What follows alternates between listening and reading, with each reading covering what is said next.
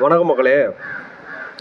இப்போது தாவேக அரசு வந்து ஒரு புது டெக்னிக்கை வந்து மக்கள்கிட்ட வந்து ட்ரை பண்ணுறாங்க. அது என்ன டெக்னிக் அப்படின்னா கடன், லோன். அது என்ன அப்படின்னா, இப்போ போன ஆட்சியில் டிஎம்கே ஆட்சியில் வந்து 10 லட்சம் கோடி ப்ளஸ் லோன் வாங்கியிருக்காங்க.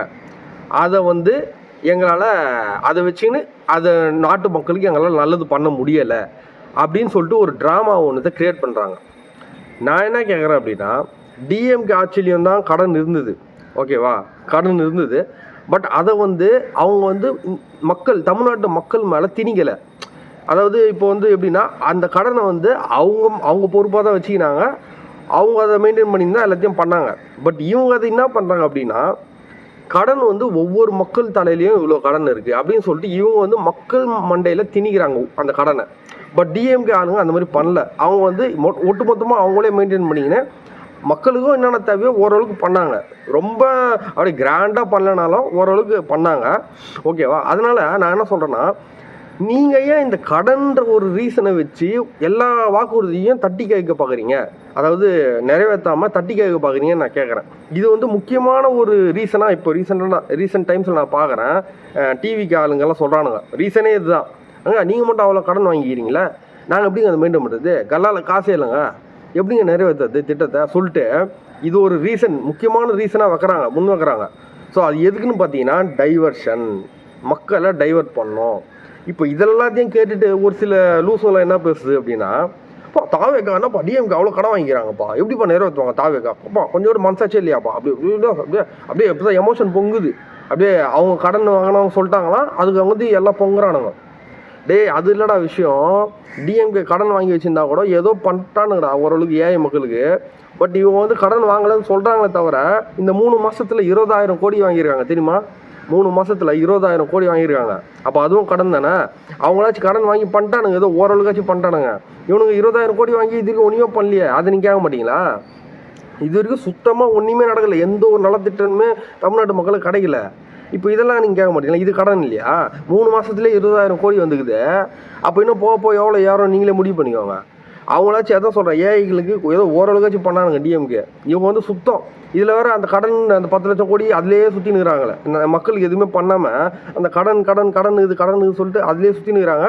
அந்த கடனை வந்து மக்கள் பொறுப்பு அப்படின்ற மாதிரி மாற்றி விட்டாங்க. பார்த்தீங்களா? இப்போ டிஎம்கேல இதை பற்றி பேசணுமா? டிஎம் பேட்சில் இதை பற்றி பேசணுமா?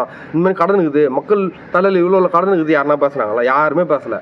அந்த கடனை வந்து ஒட்டு மொத்தமாக டிஎம்கே ஆளுங்க தான் வந்து மெயின்டைன் பண்ணினாங்க. அது வந்து தப்போ ரைட்டோ, கடன் வாங்கினது தப்போ ரைட்டோ, பட் அந்த கடன் வாங்கி எவ்வளோ முடியுமோ அவ்வளோ ஓரளவுக்கு ஏழை மக்களுக்கு பண்ணிட்டாங்க, ஓகேவா? பட் இவங்க என்ன பண்ணுறாங்க, ஏழை மக்களுக்கு ஒன்றுமே பண்ணல. 20,000 கோடி கடனாக வாங்கியிருக்காங்க. போன கடனையும் சொல்லி காட்டுறாங்க. அது மூலிமா வந்து கொடுத்த வாக்குறுதியில் எதுவுமே நிறைவேற்றாமல் தட்டி கேட்குறாங்க. இவ்வளோ பிரச்சனை வந்து இவங்க பண்ணின்னு இருக்கிறாங்க. இப்போ சொல்லுங்கள், யார் மேலே ஃபால்ட்டு சொல்லுங்கள் பார்க்கலாம். நம்மளுக்கு தெளிவாக எனக்குலாம் பார்த்தோன்னே கண்டுபிடிச்சேன் நான். இவங்களோட ட்ரம்ப் கார்டே வந்து அந்த கடன்ற ஒரு விஷயந்தான். அதை வச்சு தான் வந்து எல்லா திட்டத்தையும் வந்து தட்டி கேட்குறாங்க. எதுவுமே வந்து பண்ண மாட்டாங்க. பாருங்கள், நான் அடித்து சொல்கிறேன் பாருங்கள், எதுவுமே நடக்காது. இந்த பட்ஜெட்டில் அவ்வளோ ஒதுக்குனாங்கல்ல, எந்த திட்டமுமே உருப்படியாக எல்லா மக்களுக்கும் போய் சேரவே சேராது. நீங்கள் வேணால் பாருங்கள். நீங்கள் வந்து நிறைய திட்டம் வந்து பட்ஜெட்டில் இடம் பெறல சொல்லிட்டு வருத்தப்படுறீங்க. நான் என்ன திரும்ப சிரிக்கிறேன், அவங்க சொன்னதே வந்து இது வரைக்கும் எதுவுமே பண்ண மாட்டாங்கன்ற மாதிரி தான் எனக்கு தோணுது. ஏன்னா அவங்க வந்து ஃபுல் அண்ட் ஃபுல் ரீசன்ஸ் வச்சு தான் மூவ் பண்ணுறாங்களே தவிர அவங்க வந்து எதையுமே செயல்முறைப்படுத்தணுன்ட்டு அவங்க நினைக்கிறதே கிடையாது. சரி, நான் அதுக்கு எக்ஸாம்பிளும் சொல்லிடுறேன், அப்புறம் வந்து என்ன கோச்சிக்க போகிறீங்க, என்ன இப்படி சொல்கிறானே அப்படின்ட்டு. எக்ஸாம்பிள்னால் அந்த ஃபஸ்ட்டு சைனு 200 யூனிட் மின்சாரம் ஃப்ரீ யாருக்குமே கிடைக்கலங்க. அது யாருக்குமே கிடைக்கல. மெயினாக வாடகை வீட்டில் இருக்கிறவங்க தான் ஏழைங்கெல்லாம் இருக்கிறாங்க. அவங்களுக்கு எந்த யூஸுமே கிடைக்கிறதில்ல. அதனால் 200 யூனிட்டில் ஒரு யூனிட்டில் இல்லை, முடிஞ்சால் அந்த யூனிட்டுக்கான காசு வாங்குறாங்களே தவிர இலவசம் எதுவுமே கிடையாது, ஓகேவா? அந்த மாதிரி அந்த ஃபஸ்ட்டு சைனே இன்னும் நிறைவேற்றப்படல. ஏகப்பட்ட பிரச்சனைகள், சொன்னது எதுவுமே நிறைவேற்றலை. அப்படி இருக்கும்போது இவங்க பட்ஜெட்டில் சொன்னதை மட்டும் எப்படி நிறைவேற்றாங்கன்னு நீங்கள் நம்புறீங்க, ஓகேவா? அதுவும் சத்தியமாக நடக்காது. இவங்க வந்து இவங்களோட ட்ரம்ப் கார்டே அந்த கடன் சொல்லிட்டு இவங்க ஒரு பாயிண்ட் சொன்னாங்க, ஞாபகம் இருக்கா? அதாவது என்ன சொன்னாங்க அப்படின்னா, பட்ஜெட்டுக்கு அப்புறம் என்ன சொன்னாங்க அப்படின்னா, தமிழ்நாட்டோட நிதிநிலையெல்லாம் சரி செஞ்சதுக்கப்புறமா நாங்கள் வந்து கொடுத்த வாக்குறுதியெல்லாம் ஒவ்வொன்றா சரி பண்ணுவோம் அப்படின்னு சொன்னாங்களா? அதுதான் அவங்களோட முக்கியமான பாயிண்ட்டே. அதை வச்சு தான் வந்து ஃபுல்லாக ஓட்ட போகிறாங்க பாருங்கள். கடைசி வரைக்கும் அந்த நிதிநிலை வந்து சரியே ஆகலை அப்படின்னு சொல்லிட்டு எந்த ஒரு திட்டமும் நிறைவேற்றாமல் தான் ஓட்ட போகிறாங்க. மேலும் கடனும் வாங்குவாங்க. பட் எந்த ஒரு வாக்குறுதியும் நிறைவேறாது. இதுதான் வந்து அவங்களோட ஃபுல் பிளானாகவே இருக்கும். நீங்கள் வேணால் பாருங்கள், நான் வேணால் அடித்து சொல்கிறேன். ஏன்னா பண்ண முடியாதுங்க, பண்ண முடியாது. ஏன்னா வந்து இவங்க வந்து மக்களுக்கு நல்லது பண்ணுற மாதிரி இருந்தால் ஸ்டார்டிங்லேயே தெரிஞ்சிருக்கும். ஒரு சில திட்டம் நிறைவேற்றும் போதே தெரிஞ்சிருக்கும் இவங்க வந்து நல்லது பண்ணுறதா தான் வந்திருக்காங்க அப்படின்னு. ஓயில ஒழிச்சிடும் சொல்கிறாங்க, போதைப் பொருளை ஒழிச்சிடும் சொல்கிறாங்க. அது ஒழிச்சா மாதிரியும் எனக்கு தெரில. எல்லாமே இருக்குது நம்ம தான் எனக்கும் தெரியுது. சும்மா மேலோட்டமாக பண்ணிட்டு ரீல்ஸ் எடுக்கிறது மட்டும் இல்லை.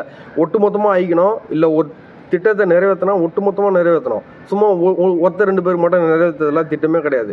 ஸோ அதனால் இவங்க சொன்னது பட்ஜெட்டில் சொன்னது எதுவுமே நடக்க போகிறது கிடையாது. ஓகேவா? கடனும் வாங்க போகிறாங்க. அதுவும் இல்லாமல் பழைய கொடுத்த வாக்குறுதி எதுவுமே வந்து நிறைவேறாது. நீங்கள் வேணால் பார்த்துக்கினே இருக்கணும். இதுதான் நடக்க போகுது. நான் என்ன சொல்கிறேன்னா, மக்கள் வந்து இதில் கொஞ்சம் உஷாராக இருக்கணும். அவங்க வந்து லோன் இருக்குது டிஎம்கே மேலே பைய போட்டாங்கன்னா அதை வந்து மக்கள் யாரும் நம்பக்கூடாது. ஏன்னா வந்து அது வந்து பியூர் நாடகம் தான் நான் சொல்லுவேன்.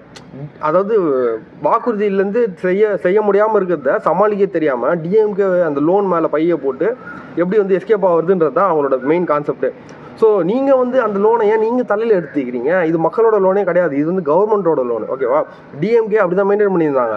அது வந்து கவர்மெண்ட்டோட லோனு, மக்களோட லோன் கிடையாது அப்படின்னு சொல்லிட்டு அவங்க மெயின்டைன் பண்ணியிருந்தாங்க. பட் இவங்க வந்து அந்த லோனை பற்றி பேசி எல்லா மக்கள்லாம் என்ன நினச்சிக்கிறாங்கன்னா, அது நம்மளோட லோன் போல இருக்குது அப்படி சொல்லிட்டு ஒருத்தன் யாரோ பே பண்ணிட்டான்னு நினைக்கிறேன். அந்த லோனோட பே பண்ணுறான்னு நினைக்கிறேன். இது 1,00,000 யாரோ ஒருத்தன் பே பண்ணான். அந்தளவுக்கு அறிவாளியாகிறானுங்க. அதுவும் எல்லாம் அவங்களால தான் இருப்பானுங்க. சும்மா அந்த மாதிரி பில்டப்பு.